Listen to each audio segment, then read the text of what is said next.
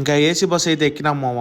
గాలి గుండుకు బెల్ల తగులుతుంది. కరెక్ట్ గా ఏసీ కింద కూర్చున్నాను కావాలని. ఈ పిల్లోడిది పొద్దుటూరు అంట. యూట్యూబ్ లో వీడియో పెడతా హాయ్ చెప్పని చెప్పినాను. ఆ పిల్లోడి గురించి మనకి ఏ డీటెయిల్స్ తెలియదు. మీ ద్వారా ఏమైనా కుదిరితే పొద్దుటూరు వాళ్ళకు కూడా రీచ్ అయ్యే వరకు షేర్ చేయండి. అలాగే ఈ బస్సుని ధర్మరథం అంటారు. నాకు తెలిసి ఒకప్పుడు ఫ్రీ బస్సులు ఇవే అనుకుంటున్నా, సరిగ్గా గుర్తులేదు. నిజంగా గుండు చేయించుకోవాలంటే ఒకప్పుడు బాగా సిగ్గుపడతా ఉన్నాయి. ఇప్పుడు చూడండి గుండు చేయించుకొని కరెక్ట్ ఏసీ కింద గుండు మీద గాలి తగిలేలాగా ఎట్లా కూర్చున్నాను. ఆ ఫీల్ అయితే బెల ఉంది మామ.